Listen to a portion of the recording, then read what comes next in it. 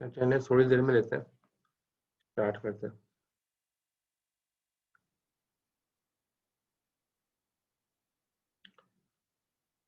तो बात हम कर रहे थे इनडायरेक्ट कम्युनिकेशन की। तो इनडायरेक्ट कम्युनिकेशन में होता क्या है कि मेल बॉक्स का कॉन्सेप्ट मैंने आपको बताया था, ठीक है। ये पिछली स्लाइड में भी हमने वे कर रहे थे ना कि मेल बॉक्स क्रिएट कर दिया जाता है और सारी कम्युनिकेशन मेल बॉक्स के थ्रू होती है। तो होता क्या है, जैसे यहाँ पर लिखा है इनडायरेक्ट कम्युनिकेशन में कि एक मेल बॉक्स, जैसे फॉर एग्जांपल एक मेल बॉक्स किसी पोर्ट के जरिए, असल में मेल बॉक्स क्या होता है, एक पोर्ट होती है, एक पोर्ट रिजर्व कर ली जाती है, उसको मेल बॉक्स का नाम दे दिया जाता है। ये तो ये मेल बॉक्स बन गया और ये मेल बॉक्स किसी पोर्ट के जरिए बन गया, ठीक है। तो ये मेल बॉक्स MB नाम रख दिया मैंने, समझे, इसका मेल बॉक्स है। और सेंड मैसेज की, इसमें पी ने मैसेज सेंड किया और इस मेल बॉक्स में रख दिया। अब यहाँ पर वो मैसेज आ गया, ठीक है, मेल बॉक्स में। और फिर क्यू ने क्या किया, क्यू ने इस मेल बॉक्स से मैसेज जो है वो उठा लिया। अब फिर उसके बाद जब कम्युनिकेशन हो गई, फिर इस मेल बॉक्स को डिलीट कर दिया। तो ये होता है, ठीक है, डिस्ट्रॉय मेल बॉक्स, या आखिर में मेल बॉक्स को डिलीट कर दिया, जो ये कम्युनिकेशन हो गई। इसको कहते हैं इनडायरेक्ट कम्युनिकेशन। इसका फायदा है, ठीक है, ये इसका फायदा ये कि पी को क्यू का नाम याद रखने की जरूरत नहीं है, क्यू को पी का नाम याद रखने की जरूरत नहीं है। और कम्युनिकेशन जो है वो एक से ज्यादा भी कर सकते हैं, ठीक है ना, यानी कि पी से क्यू भी चला गया ना, अभी आर आ गया, एस आ गया, टी आ गया, तो ये सारे के सारे इस मेल बॉक्स से जो है वो इंफॉर्मेशन उठा सकते हैं। तो मल्टी पॉइंट जो है कम्युनिकेशन भी हो सकती है, सिर्फ दो को अलाउ नहीं कर रहा, बल्कि मल्टीपल लोगों को अलाउ किया जा रहा है यहाँ पे। तो ये इसके फायदे हैं इनडायरेक्ट कम्युनिकेशन के। तो मेल बॉक्स यहाँ पर ये लिखा हुआ, जैसे यहाँ लिखे प्रिमिटिव्स क्या है इसके, सेंड ए मैसेज। ए क्या है, ए जो है वो मेल बॉक्स का नाम है, मेल बॉक्स ए। तो मेल बॉक्स ए को मैसेज भेज दिया, रिसीवर ने क्या किया, रिसीवर ने रिसीव किया ए मैसेज, यानी कि उसने क्या किया कि मेल बॉक्स ए से मैसेज रिसीव कर लिया। तो सेंडर को रिसीवर का नाम याद रखने की जरूरत नहीं है, रिसीवर को सेंडर का नाम जो है लेने की जरूरत नहीं है, दोनों सिर्फ मेल बॉक्स का नाम ले रहे हैं। मेल बॉक्स में डेटा रखवाया जा रहा है और मेल बॉक्स से डेटा जो है वो उठाया जा रहा है। और फिर जब कम्युनिकेशन खत्म हो जाती है तो मेल बॉक्स को फिर डिलीट भी कर दिया जाता है। तो और इसके अंदर फिर फायदा ये कि मल्टीपल जो है वो लिंक्स क्रिएट हो सकते हैं। पी से क्यू, पी ने रख दिया, क्यू भी उठा सकता है, आर भी उठा सकता है, एस भी उठा सकता है। डायरेक्ट के अंदर ऐसा जो है पॉसिबल नहीं था। तो ये बहुत सारे बेनिफिट्स हैं जो कि इनडायरेक्ट कम्युनिकेशन में है, जो कि डायरेक्ट में नहीं है। ये चीजें क्लियर हो गई? कोई क्वेश्चन हो तो पूछ सकते हैं स्लाइड में।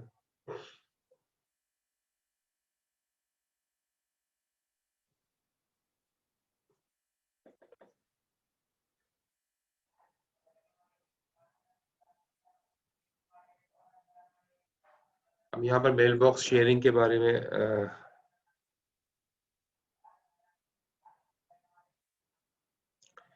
मेल बॉक्स शेयरिंग के बारे में बताया जा रहा है कि P1, P2, P3, ये तीन प्रोसेस हैं, P1, P2, P3, और मेल बॉक्स ए को शेयर कर रहा है। P1 जो है, P1 ने मैसेज सेंड कर दिया मेल बॉक्स ए में, P2 और P3 ने मेल बॉक्स ए से रिसीव कर लिया। तो लिखा हुआ हु गेट्स द मैसेज, तो कौन रिसीव करेगा, मतलब P1 ने सेंड कर दिया, अब P2 भी मैसेज रिसीव करना चाह रहा है, P3 भी रिसीव करना चाह रहा है, तो मिलेगा किसको, हु गेट द मैसेज। उसका सॉल्यूशन यहाँ दिया हुआ है, allow a link to be associated with at most two process, ठीक है, यानी कि दो प्रोसेस के दरमियान जो है ना, अगर हम लिंक को बना देंगे, बस दो से ज्यादा कम्युनिकेट नहीं करेंगे, अगर हम लिमिट कर दें तब तो खैर प्रॉब्लम ही नहीं होगी, P3 तो आएगा ही नहीं, ठीक है। तो P1 जो है वो जो भी पहले आएगा, अगर P2 आ गया तो P2 ले लेगा, अगर P3 पहले आ गया तो P3 ले लेगा, लेकिन दो प्रोसेस के दरमियान ही कम्युनिकेशन होगी, तीन के दरमियान नहीं होगी, अगर आपने लिमिट कर दिया तो ये भी हो सकता है, या allow only one process at a time to execute और रिसीव ऑपरेशन, एक वक्त में एक ही प्रोसेस जो है वो सेंड करे और एक ही वक्त में एक ही प्रोसेस रिसीव करे। Allow the system to select arbitrary the receiver, sender is notify who is the receiver was.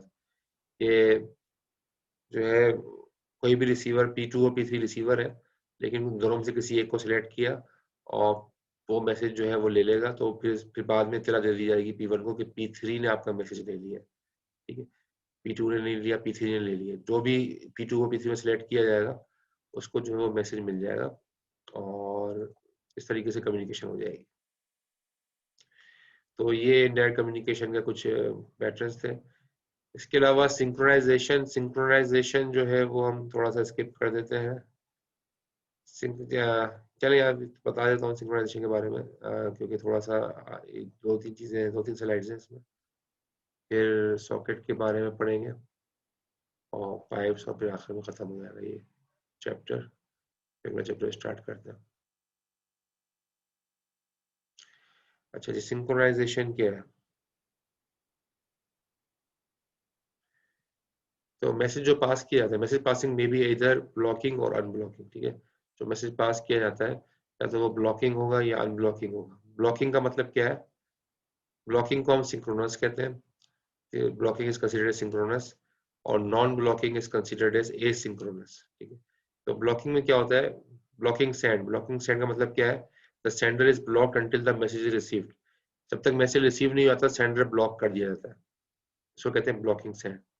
Sender को ब्लॉक कर दिया जाता है जब तक कि मैसेज रिसीवर रिसीव ना कर ले। यानी कि दूसरे लफ्जों में, जब सेंडर ने मैसेज सेंड किया, अब वो अगला मैसेज सेंड नहीं कर सकता सेंडर, क्योंकि रिसीवर ने अभी तक मैसेज रिसीव नहीं किया है। तो सेंडर रुका रहेगा, वेट करता रहेगा, यानी कि दूसरे लफ्जों में ब्लॉक हो जाएगा सेंडर जब तक कि रिसीवर रिसीव ना कर ले, ठीक है। तो उसको कहेंगे ब्लॉकिंग सेंड। और ब्लॉकिंग रिसीव का मतलब क्या है? The receiver is block until a message is available. तो रिसीवर जो है वो जब तक ब्लॉक रहेगा जब तक कि मैसेज जो है अवेलेबल है, यानी कि मेल बॉक्स के अंदर मैसेज अवेलेबल है। अब रिसीवर जो है वो कोई मैसेज सेंड नहीं कर सकता जब तक कि वो मैसेज रिसीव ना कर ले, ठीक है। तो जब तक मैसेज अवेलेबल है रिसीवर ब्लॉक रहेगा, रिसीवर जो है वो रिसीव ही करेगा और सेंड नहीं कर सकेगा। तो इसको कहेंगे, इस तरह से सिंक्रोनस हो जाती है, दो प्रोसेस आपस में सिंक हो जाते हैं अगर दोनों को ब्लॉक कर दिया जाए। जब तक कि सेंडर ने सेंड किया, जब तक रिसीवर रिसीव ना कर ले सेंडर ब्लॉक है। रिसीवर जो है वो जब तक मैसेज अवेलेबल है उस वक्त तक रिसीवर ब्लॉक है। तो फिर ये इन दोनों में आपस में सिंक्रोनाइजेशन हो जाती है दो प्रोसेस के दरमियान। अगर हम चाह रहे हैं कि दोनों प्रोसेस के दरमियान आपस में सिंक्रोनाइजेशन ना हो, तो एसिंक्रोनस पैटर्न हम फॉलो कर सकते हैं, जिस जो कि नॉन ब्लॉकिंग है। नॉन ब्लॉकिंग में क्या होता है? The sender sends the message and continue. Sender में मैसेज सेंड किया और वो कंटिन्यू का मतलब है कि वो और सेंड करता जा रहा है, करता जा रहा है, वो ब्लॉक नहीं कर रहा, चाहे रिसीवर रिसीव करे या ना करे, सेंडर मैसेज सेंड करता जा रहा है। तो ये है non blocking, non blocking send, ठीक है। और नॉन ब्लॉकिंग रिसीव क्या है? द रिसीवर रिसीव्स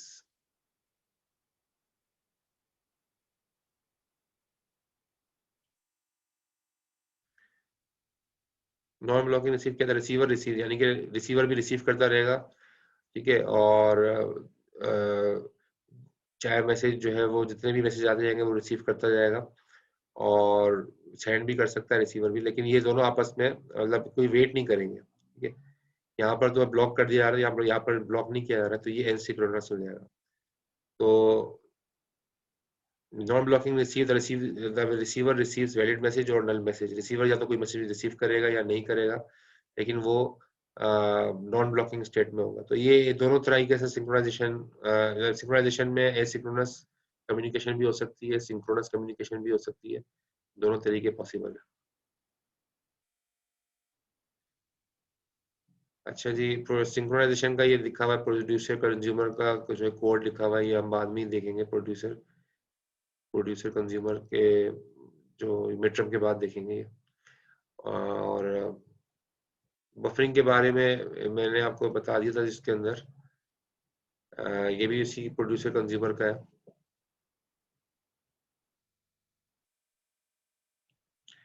ये बाद में देखेंगे ये जो प्रोड्यूसर कंज्यूमर का। अच्छा जी, communication in client server system. Client server communication system में क्या होता है? ये कुछ चीजें हैं क्लाइंट सर्वर कम्युनिकेशन सिस्टम के अंदर। Socket, remote procedure call, pipes. तुम्हारा सॉकेट, सॉकेट में क्या होता है? Socket is defined as end point for communication. Socket programming का आपने नाम सुना होगा। तो सॉकेट किसे कहते हैं? सॉकेट का नाम सुना है पहले? सॉकेट, सॉकेट प्रोग्रामिंग, सॉकेट इसका नाम सुना है?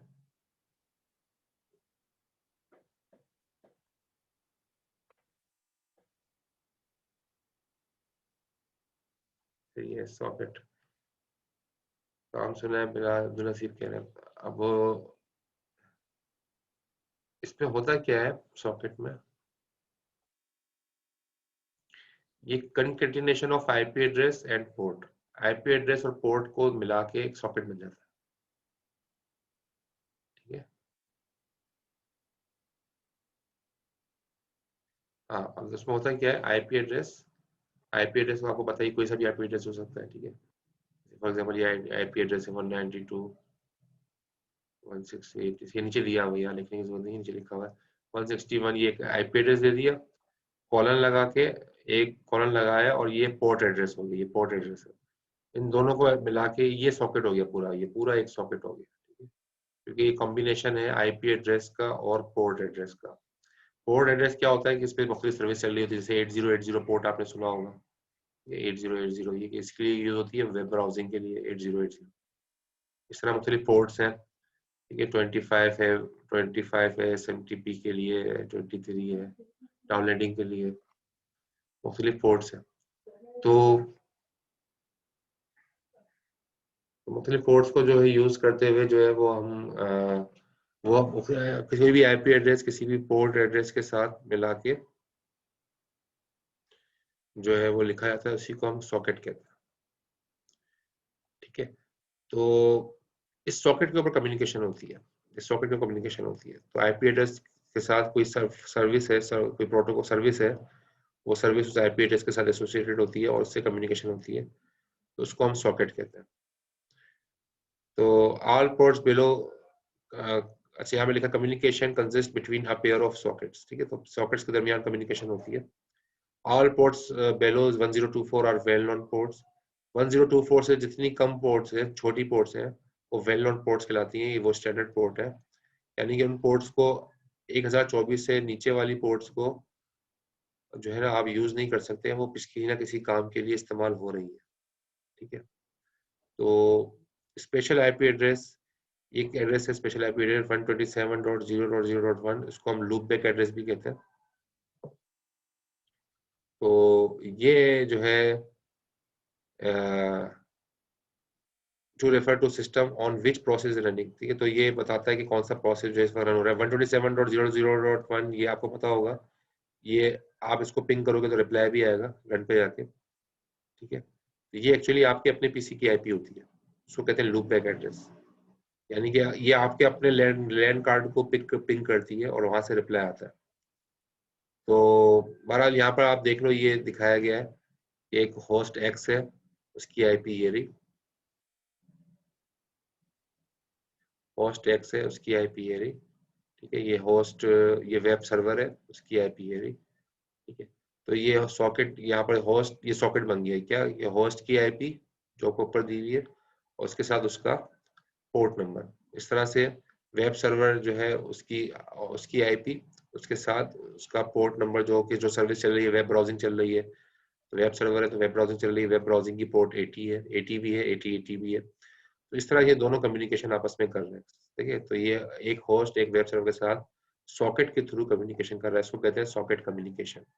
सॉकेट कम्युनिकेशन क्लियर है, कोई क्वेश्चन तो नहीं है इसमें, सॉकेट कम्युनिकेशन।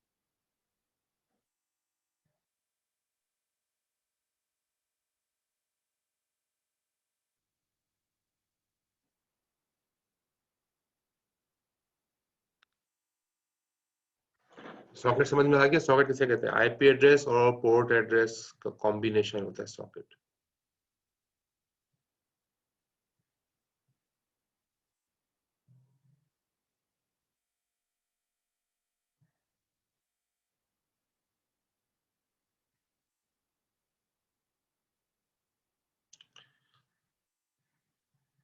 इस तरह आप लिनक्स के अंदर जो है ना पाइप्स का भी कॉन्सेप्ट है, ये आप पढ़ोगे भी लैब में, पाइप्स पढ़े हैं लैब में, पाइप्स का कॉन्सेप्ट पढ़ा है, लिनक्स के अंदर यूज होता है।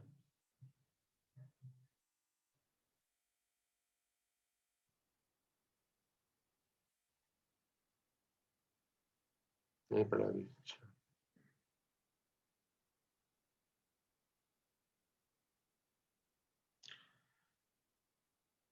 अच्छा, पाइप्स क्या मतलब क्या है, दो प्रोसेस को अगर आपस में कम्युनिकेशन करानी है ना, तो उसके बीच में एक तरह से पाइप एक तरह से कंडक्ट का काम करता है, यानी कि दोनों के दरमियान कम्युनिकेशन करा के देता है पाइप। ठीक है, दो प्रोसेस हैं, तो दो प्रोसेस को अगर मिला के लिखना है, जैसे लिनक्स में कमांड है ls। ठीक है, ls आपने कमांड की होगी ये लैब में। पाइप लगा दें, पाइप लगा के फिर आप कोई और चीज भी लिख सकते हैं आगे, मोर लिख दें। मोर का मतलब होगा कि वो पेज वाइज दिखाएगा। फिर एक पाइप लगा दें, फिर उसके बाद कुछ और लिख दें। तो जितनी चीजें आप लगाते जाओगे वो सारी काम जो है एलएस के साथ करके दिखाएगा। पाइप के जरिए दो प्रोसेस या उससे ज्यादा प्रोसेस को आपस में मिला के चलाया जा सकता है, इसको कहते हैं पाइप्स। ठीक है, तो आप ये करोगे भी शायद लैब में। इन कम्युनिकेशन यूनिडायरेक्शन, अच्छा, in the case of two communication it is half और फुल डुप्लेक्स। अब जाहिर है पाइप लग गया तो दो दो प्रोसेस एक साथ चल रहे हैं, तीन प्रोसेस एक साथ चल रहे हैं, तो ये हाफ डुप्लेक्स है या फुल डुप्लेक्स है या कौन सी है। पेरेंट चाइल्ड कम्युनिकेशन जो है रिलेशनशिप है कि नहीं, यानी कि जरूरी हो सकता है ये पेरेंट हो, ये उसके चाइल्ड बन जाए सारे, ये तो ये पेरेंट चाइल्ड कम्युनिकेशन है कि नहीं, ये सारी चीजें पाइप्स में आ जाती हैं। तो पाइप भी दो किस्म के होते हैं, ऑर्डिनरी पाइप्स होते हैं, नेम्ड पाइप्स होते हैं। ऑर्डिनरी पाइप्स क्या है, can not be access from outside the process that created it. ठीक है, तो typically a parent process creates a pipe and uses it to communicate with the child process that is, यानी कि जो parent ने अगर किसी चीज प्रोसेस को बनाया है, पेरेंट प्रोसेस जो है वो अगर कोई चीज सर्विस बना रहा है तो चाइल्ड उसको यूज कर सकता है। तो ऑर्डिनरी पाइप्स वही होते हैं कि पेरेंट ने कोई चीज बनाई, को पेरेंट ने कोई प्रोसेस बनाया तो चाइल्ड उसको इस्तेमाल कर सकता है, तो ये ऑर्डिनरी पाइप्स है। नेम पाइप्स में क्या होता है, can be access without a parent child. तो नेम पाइप्स के जरिए जरूरी नहीं है कि पेरेंट और चाइल्ड आपस में कम्युनिकेट करें, विदाउट पेरेंट चाइल्ड रिलेशनशिप दो प्रोसेस कम्युनिकेट कर सकते हैं नेम देके। ठीक है, तो ऑर्डिनरी पाइप्स जो होते हैं वो पेरेंट चाइल्ड कम्युनिकेशन के दरमियान लगते हैं, जबकि नेम पाइप जो है वो किसी भी दो प्रोसेस के दरमियान कम्युनिकेशन कराएंगे, जरूरी नहीं है कि वो पेरेंट और चाइल्ड। ठीक है ना, यहाँ पर इसका डायग्राम भी दिखाई है। Ordinary pipes allow communication in standard producer consumer style. Producer consumer जो अभी मैंने आपको दिखाया था अभी थोड़ी देर पहले, इसमें एक बफर होता है।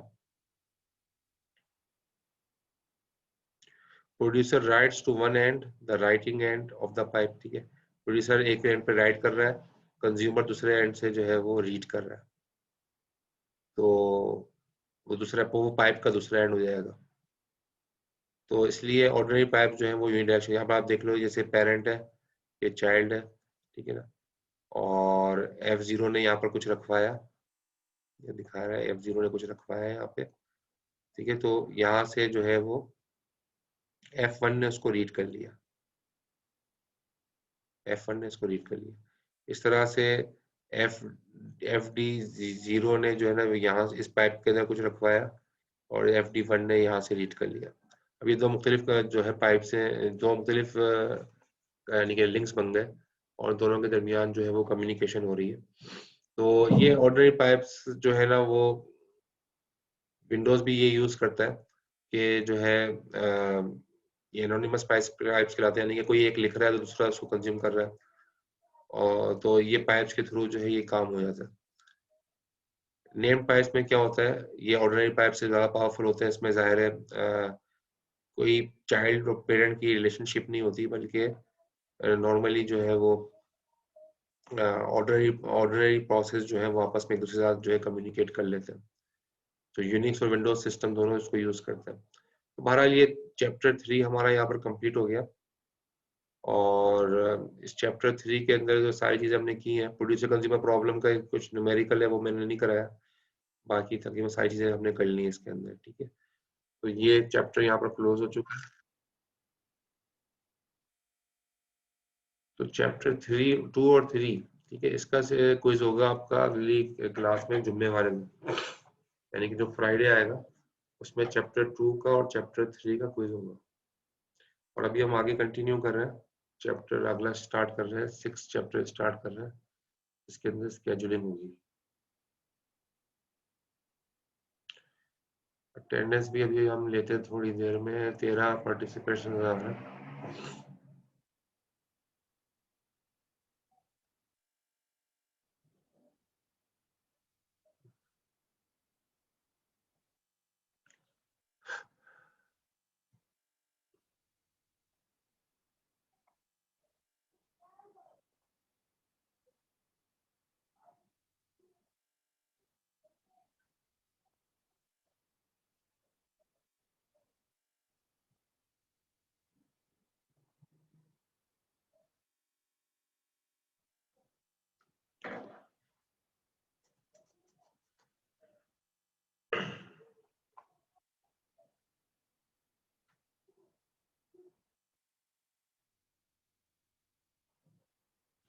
तो ये अगला चैप्टर स्टार्ट कर रहे हैं सीपीयू स्केजुलिंग का। ठीक है, यहाँ पर स्केजुलिंग का मतलब क्या है, मल्टीपल प्रोसेस है, कौन सा प्रोसेस चलेगा, उसके एल्गोरिथम्स क्या होंगे, तो वो उसके बारे में डिटेल पढ़ेंगे। इम्पोर्टेंट चैप्टर है और मिड टर्म से भी जाहिर है इस पे मेन क्वेश्चंस बनेंगे इस चैप्टर में से, तो इसको देखिएगा इसमें क्या क्या चीजें हम करते हैं। तो ये सारे टॉपिक इंशाल्लाह कवर करेंगे कोशिश करके इस चैप्टर में से। और इसके ऑब्जेक्टिव्स जो है वो इस चैप्टर के यहाँ पर गिवन है। To introduce CPU scheduling which is the basis for multi program operating system. Multi program operating system मतलब क्या है, एक से ज्यादा प्रोग्राम चल रहा है। कोई भी ऑपरेटिंग सिस्टम एक ही वक्त में एक से ज्यादा प्रोग्राम चला रहा है, तो उसके लिए हमें सीपीयू स्केजुलिंग करनी पड़ती है। ठीक है, तो जाहिर है हम आजकल यही यूज कर रहे हैं, हम जितने भी ऑपरेटिंग सिस्टम यूज कर रहे हैं सारे एक से ज्यादा प्रोग्राम चला रहे हैं एक ही वक्त में, तो उसके अंदर स्केजुलिंग करनी पड़ती है कि कौन सा प्रोग्राम कब चलेगा। To describe various CPU scheduling algorithms से मुख्तलिफ हम सीपीयू स्केजुलिंग के एल्गोरिथम्स देखेंगे, जिससे हमें अंदाजा होगा कि क्या क्या चीजें जो है वो शेड्यूलिंग के अंदर जो है वो की जाती है। और to discuss evaluation criteria for selecting a CPU scheduling algorithm for a particular system and to examine the scheduling algorithm for several operating system. हमारा ये चीजें हम देख लेते हैं। पहले बेसिक कॉन्सेप्ट्स देख लेते हैं कि जब हम मल्टी प्रोग्राम सिस्टम की बात करते हैं, ठीक है, मल्टी प्रोग्राम सिस्टम का मतलब क्या है, एक वक्त में एक से ज्यादा प्रोग्राम चल रहा है। तो हम चाहते क्या है कि सीपीयू जो है ना वो मैक्सिमम यूटिलाइज हो जाए, सीपीयू ज्यादा से ज्यादा बिजी रहे। ठीक है, तो एक चीज कहलाती है CPU IO burst cycle. CPU IO burst cycle, तो इसके अंदर होता है क्या, process execution consist of a cycle of CPU execution and IO wait. यानी कि देखो मिसाल के तौर पे एक सीपीयू बर्स्ट आया, यानी कि कोई कैलकुलेशन हो रही है, लोड स्टोर वगैरह कोई काम हो रहा है, फिर थोड़ी देर के बाद ये काम जो है सीपीयू बर्स्ट का मतलब है कि ये थोड़ा बहुत कंप्यूटेशन का काम किया, फिर आईओ बर्स्ट आ गया। आईओ बर्स्ट का मतलब क्या है, इनपुट आउटपुट, कीबोर्ड से कोई चीज का इनपुट किया जा रहा है या आउटपुट, उसका वेट हो रहा है, आईओ का वेट हो रहा है। जब तक कीबोर्ड से कोई की प्रेस नहीं की जाएगी या माउस से क्लिक नहीं किया जाएगा उस वक्त तक ये वेट करेगा। फिर सीपीयू बर्स्ट आएगा, ये कोई काम करवाया, कोई भी इंस्ट्रक्शन चली, उसको कोई भी इंस्ट्रक्शन चल रही है ना उसको हम कह रहे हैं सीपीयू बर्स्ट। और आईओ बर्स्ट क्या है, कोई इनपुट आउटपुट का कोई वेटिंग टाइम आ रहा है उसको हम आईओ बर्स्ट कह रहे हैं। तो सीपीयू बर्स्ट और आईओ बर्स्ट जो है ना ये इनका सीक्वेंस चलता जाता है। ठीक है, तो जब आईओ बर्स्ट, इसको कहते हैं CPU IO burst cycle. CPU burst के अंदर जो है सीपीयू अपना काम कर रहा होता है, कोई भी इंस्ट्रक्शन चला रहा होता है, जबकि आईओ बर्स्ट के अंदर इनपुट आउटपुट के लिए वेट किया जाता है। तो कंप्यूटर में जाहिर यही होता है ना, हम या तो कोई कैलकुलेशन करवा रहे होते हैं, कोई भी काम कर रहे होते हैं, या कीबोर्ड माउस से क्लिक कर रहे होते हैं, कोई भी आईओ परफॉर्म हो रहा होता है। ठीक है, तो आईओ जब तक जब जब जब जब भी आईओ परफॉर्म होगा उस पर सीपीयू जो है वो वेट करेगा, सीपीयू फारिग होगा। जब आईओ बस चल रहा होगा उस पर सीपीयू फारिग होगा, जब आईओ बस चल रहा होगा उस पर सीपीयू फारिग होगा। तो हम क्या चाह रहे हैं कि जो सीपीयू मैक्सिमम यूटिलाइज हो, फारिग ना रहे। ठीक है, तो स्केड्यूलिंग एल्गोरिथम जो है वो यही करते हैं कि जो है जो वेटिंग टाइम है ना, ये वेटिंग टाइम है ना, सारा आईओ का टाइम सारा वेटिंग टाइम है। तो वेटिंग टाइम के अंदर सीपीयू को कोई काम अलोकेट कर देते हैं कि भाई तुम ये काम करते रहो, जब तक कि ये काम हो रहा है तुम ये काम करते रहो। तो उससे फायदा होता है कि सीपीयू जो है वो मैक्सिमम यूटिलाइज हो जाता है। तो असल जो है वो कॉन्सेप्ट यही है कि मल्टी प्रोग्रामिंग के अंदर जब जहाँ पर मल्टीपल प्रोसेसेस हैं उनके अंदर इस तरह से स्केजुलिंग की जाए कि सीपीयू मैक्सिमम जो है वो उसकी यूटिलाइज हो जाए, और जो वेटिंग टाइम है उस वेटिंग टाइम में भी वो कोई काम कर रहा हो, खाली ना बैठे। तो यहाँ पर दिखा रहा है कि सीपीयू बस साइकिल के अंदर दिखा रहा है कि कुछ बस जो है वो सीपीयू के अंदर बहुत बड़े आते हैं। यानी कि बस्ट का मतलब क्या है कि यहाँ पर ज्यादा कैलकुलेशन कर रहा है सीपीयू, और यहाँ पर जो है सीपीयू जो है वो थोड़ी छोटी छोटी कैलकुलेशन कर रहा है। ये सीपीयू के अंदर कभी जब ज्यादा कैलकुलेशन होती है, आपने देखा होगा जब आप टास्क मैनेजर में जाके देखो, तो जब सीपीयू ज्यादा बिजी होता है उसकी परसेंटेज ज्यादा हो जाती है। ठीक है, वो कम बिजी होता है तो कम हो जाता है। तो मुख्तलिफ जो है वो सीपीयू के, जैसे मैं आपको यहाँ पर दिखा देता हूँ टास्क मैनेजर में।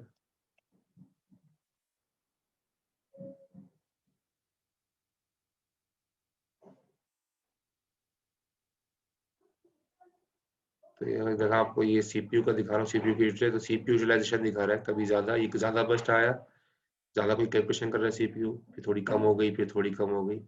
ठीक है, तो कोई भी हम काम कर रहे होंगे, ये जो तो कोई भी हम काम कर रहे होंगे, जब क्लिक करेंगे या कुछ करेंगे तो यार दिखा ज्यादा हो जाएगी, इसकी यूटिलाइजेशन ज्यादा हो जाएगी। ठीक है, अभी मैंने जैसे ये खोला पीडीएफ और फिर बंद की, तो ये दिखा देगा ज्यादा यूटिलाइजेशन हुई, फिर कम हो गई।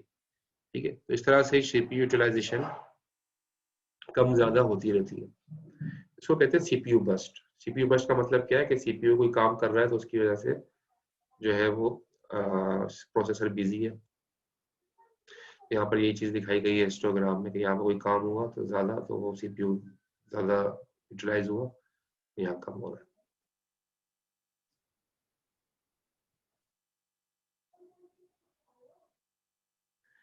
अच्छा जी, अब सीपीयू स्केड्यूलर्स की बात करते हैं।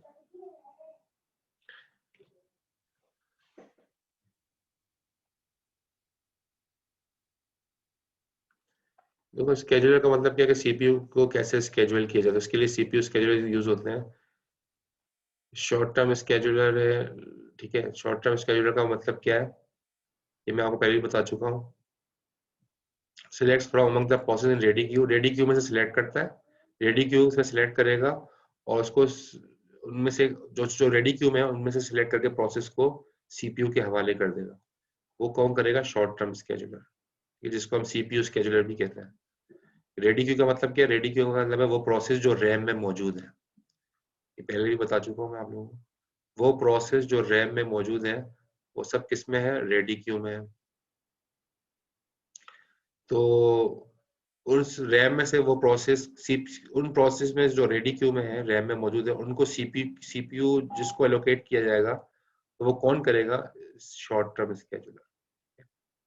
यानी कि दूसरे लफ्जों में, फॉर एग्जांपल मैं अगर आपको बना कर दिखा दूं शॉर्ट टर्म स्केड्यूलर का, ये रैम है, रैम के अंदर जो है वो मुख्तलिफ प्रोसेस रखे हुए हैं, P1 P2 P3 P4। ठीक है, और अब ये P3 और ये P4 मुख्तलिफ प्रोसेस रैम में रखे हुए हैं। और अब जो है, अब ये शॉर्ट टर्म स्केड्यूलर जो है ना, शॉर्ट टर्म स्केड्यूलर इसकी बात कर रहा हूँ, ये शॉर्ट टर्म स्केड्यूलर करेगा क्या, शॉर्ट टर्म स्केड्यूलर, एसटीएस का नाम दे दिया मैंने यहाँ। वो करेगा क्या कि यहाँ से P1 को सीपीयू असाइन कर देगा, कोई सीपीयू P1 को चलाया तो सीपीयू P1 को चलाएगा। ठीक है, फिर थोड़ी देर बाद शॉर्ट टर्म स्केड्यूलर जो है P1 को हटा के P2 को सीपीयू दे देगा, फिर सीपीयू जो है P2 को चलाएगा, P1 को रोक देगा। यानी कि शॉर्ट टर्म स्केड्यूलर करता है क्या है, जो ये जो P1 P2 P3 ये सारे रैम के अंदर रखे हुए हैं और ये सब रेडी क्यू में है। ठीक है, रेडी क्यू में। तो रेडी क्यू में जो होते हैं प्रोसेसेस जो रैम में रखे होते हैं, उनको short term scheduler CPU assign करता है कि कौन सा प्रोसेस अब चलने वाला है। ठीक है, तो उसको हम सीपीयू स्केड्यूलर भी कहते हैं और शॉर्ट टर्म स्केड्यूलर भी कहते हैं।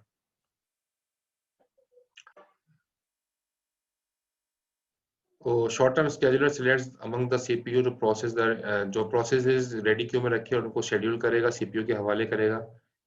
और क्यू को आप वेरियस वे में ऑर्डर कर सकते हैं। ठीक है, queue first come first serve भी बना सकते हैं, जैसे भी क्यू बना ले आप। तो बहरहाल CPU scheduling decision they take place when a process switches from, अब मैंने आपको कुछ स्टेट्स बताई थी ना, रनिंग स्टेट, वेटिंग स्टेट और रेडी स्टेट, मुख्तलिफ स्टेट्स बताई थी। जब सीपीयू स्विच करेगा जब सीपीयू स्विच करेगा रनिंग स्टेट से वेटिंग स्टेट में, ठीक है, यानी कि चल रहा था, चलते चलते उसको रोक दिया गया, उसको वेट करवा दिया गया किसी भी वजह से, आईओ आ गया, कुछ आ गया, तो उसको हम कहेंगे सीपीयू स्विच हो गया, रनिंग स्टेट से वेटिंग स्टेट में चला गया। प्रोसेस जो है वो रनिंग स्टेट से वेटिंग स्टेट में चला गया, या प्रोसेस रन हो रहा था, रन करते करते उसको फिर रेडी स्टेट में डाल दिया गया दोबारा रोक के। रेडी स्टेट का मतलब है रैम में मौजूद है लेकिन चल नहीं रहा, चलने के लिए तैयार है। वेटिंग स्टेट का मतलब है कि ये रैम में ही नहीं है, इसको बाहर निकाल दिया गया है, वेटिंग स्टेट में कोई आईओ का इंतजार कर रहा है, किसी इवेंट का इंतजार कर रहा है। ठीक है, तो मतलब प्रोसेस जो है स्विच कर सकता है वेटिंग से रेडी में। ठीक है, वेटिंग स्टेट यानी कि आईओ मिल गया उसको, आईओ से जब जैसे ही मिल गया अब वो रेडी में आ गया, चलने के लिए तैयार है। तो ये, और ये आपकी प्रोसेस टर्मिनेट भी हो सकता है। तो ये 4 तरह के जो है वो स्टेट्स होती हैं, प्रोसेस मतलब ये सारे तरह के स्विचेस हैं जो कि प्रोसेस कर सकता है रनिंग से वेटिंग में, रनिंग से रेडी में, वेटिंग से रेडी में या टर्मिनेट हो जाए। ये सारी चीजें मैंने आपको डायग्राम के थ्रू भी समझाई थी। तो बहरहाल ये स्विचेस अगर ये प्रोसेस को स्विच करे रनिंग से वेटिंग में, रनिंग से रेडी में या वेटिंग से रेडी रेडी में या टर्मिनेट हो जाए, ये सारी की सारी स्केजुलिंग नॉन प्रीएम्प्टिव है। नॉन प्रीएम्प्टिव का मतलब क्या है कि जब ये काम हो रहा होता है उस वक्त उससे रिसोर्स ली नहीं जाती, यानी कि प्रोसेस को चलते चलते रोका नहीं जाता। इस तरह की स्केजुलिंग अगर हमें करनी है तो ये नॉन प्रीएम्प्टिव होगी। प्रीएम्प्टिव का मतलब क्या है कि हम रिसोर्सेज वापस ले लेते हैं, हम रिसोर्सेज जो है वो वापस ले लेते हैं, उसको हम कहते हैं प्रीएम्प्टिव। जैसे आप समझे शेयर डेटा है, शेयर डेटा है, ठीक है। शेयर डेटा के अंदर अब मैंने कोई फाइल जो है नेटवर्क पे रख दी pf3 के अंदर, एमएस वर्ड की फाइल है, ठीक है। तो अब मैंने इस फाइल के अंदर कुछ एमएस वर्ड की फाइल है, इसमें मैंने कुछ डेटा राइट किया, ठीक है। तो दूसरे जो है ना, दूसरा भी इस पे कुछ राइट करना चाहता है उसी वक्त नेटवर्क के ऊपर, दूसरा भी कोई इस फाइल को खोल के इस पर राइट करना चाहता है। तो जाहिर है एक वक्त में दो लोग तो राइट नहीं कर सकते ना। तो अगर इसने एक वक्त में अच्छा जब ये राइट करना चाहता है, इसने इससे छीन के इसको कंट्रोल दे दिया, उसको कहते हैं प्रीएम्प्टिव। प्रीएम्प्टिव का मतलब क्या है, एक को रोक के दूसरे को अलाउ कर देना, तो कहते हैं प्रीएम्प्टिव, ठीक है। तो ये हम देखते भी हैं जब हम माउस से क्लिक करते हैं, तो सारे प्रोसेस मैं पहले भी बता चुका हूं आपको, जैसे हम माउस से क्लिक करते हैं तो वो इंटरप्ट जनरेट होता है। इंटरप्ट जो है वो सबसे हाई प्रायोरिटी प्रोसेस होता है, तो वो सारे काम रोक के सबसे पहले वही काम करता है जो आपने माउस से क्लिक किया है या कीबोर्ड से कोई की प्रेस की है, क्योंकि वो हाई प्रायोरिटी प्रोसेस होता है। तो ये प्रियम्पशन की एग्जांपल है कि कामों को रोक के जो है ना उससे रिसोर्स ले ली जाए और किसी दूसरे प्रोसेस को जो है वो रिसोर्स दे दी जाए। Consider preemption while in colonel mode. Kernel mode के अंदर भी जो है वो प्रियम्पशन का कॉन्सेप्ट है कि कर्नल मोड क्या मतलब क्या है, जिसको जो कि ऑपरेटिंग सिस्टम का मोड कहलाता है, जिसको मैंने आपको बताया था मोड बिट होती है, चेंज होती है, तो यूजर मोड से कर्नल मोड पे आ जाता है।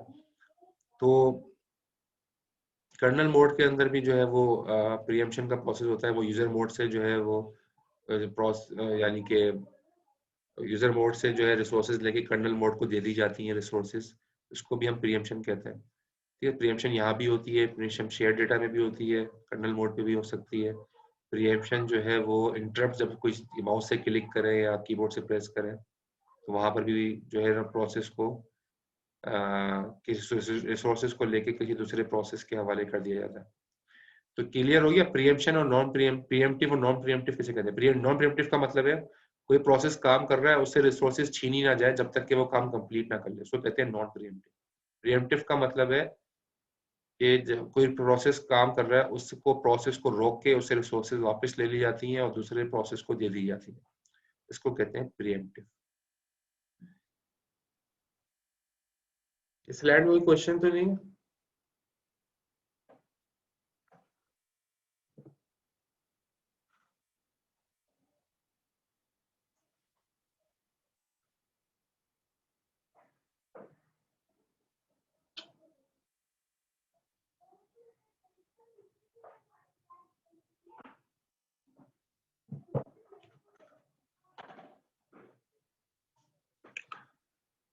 अच्छा जी, dispatcher.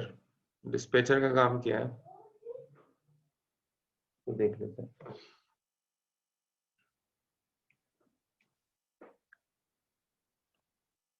Dispatcher module gives control to the of the CPU to the process selected by the short term scheduler, ठीक है। तो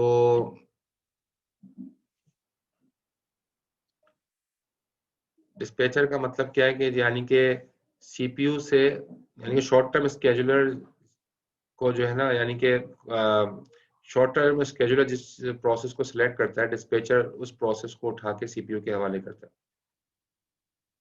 ठीक है। यानी शॉर्ट टर्म स्केजुलर ने, जैसे पिछली स्लाइड में मैंने डायग्राम बनाई हुई ना, शॉर्ट टर्म स्केजुलर ने जैसे यहाँ पर दिखाया मैंने आपको,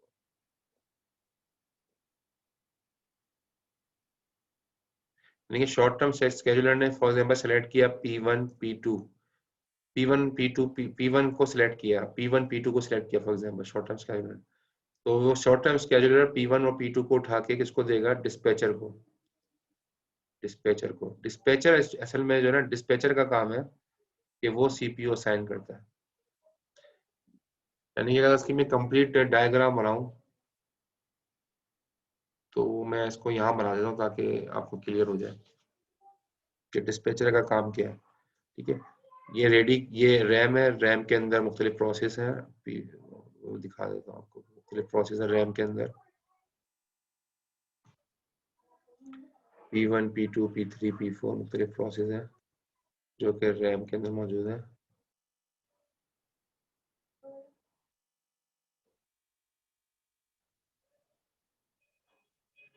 अब शॉर्ट टर्म स्केड्यूलर आया। शॉर्ट टर्म स्केड्यूलर काम क्या करेगा, वो देखेगा कि रैम ये रेडी क्यू है। ठीक है, रेडी क्यू है यानी कि ये प्रोसेस चलने के लिए रेडी है।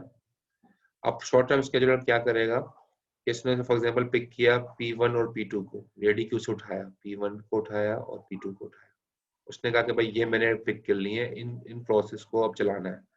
P1 P2 को उठा के शॉर्ट टर्म स्केड्यूलर जो है ना किसके हवाले कर देता है कि वो ये बता देता है कि भाई ये प्रोसेस अभी चलेंगे, रेडी क्यू में से ये प्रोसेस अभी चलेंगे। अब शॉर्ट टर्म स्केड्यूलर ने इनको पिक किया और अब जो है डिस्पैचर का काम शुरू हो जाता है। फिर डिस्पैचर क्या करता है, डिस्पैचर का काम शुरू हो जाता है। ठीक है, डिस्पैचर क्या करता है कि शॉर्ट टर्म स्केड्यूलर ने जिन प्रोसेस को पिक किया है ना, उसको डिस्पैचर जो है उठा के, उन प्रोसेस को उठा के सीपीयू के हवाले करता है ना। डिस्पैचर का काम क्या है कि शॉर्ट टर्म स्केड्यूलर ने रेडी क्यू में से जिन प्रोसेस को उठाया है चलाने के लिए, डिस्पैचर उन प्रोसेस को उठा के सीपीयू के हवाले करता है। तो बीच में डिस्पैचर आता है। डिस्पैचर का काम यही है कि प्रोसेस को सीपीयू के हवाले करना जो कि शॉर्ट टर्म स्केड्यूलर ने जिन प्रोसेस को सिलेक्ट किया है चलाने के लिए, तो डिस्पैचर उसको जो है सीपीयू के हवाले करता है। यहाँ पर लिखा है स्विचिंग कॉन्टेक्स्ट। कॉन्टेक्स्ट स्विच होता है, जाहिर है वो कर्नल मोड पे चला जाता है। जब सीपीयू के पास जाएगा कर्नल मोड पे चला जाएगा यूजर मोड से, स्विचिंग टू यूजर मोड, फिर वापस वो यूजर मोड पे भी लाता है क्योंकि ये short term scheduler user mode पे आ जाता है वापस। ठीक है, यूजर मोड से कर्नल मोड, कर्नल मोड से यूजर मोड, डिस्पैचर जो है ये स्विचिंग कॉन्टेक्स्ट करता है।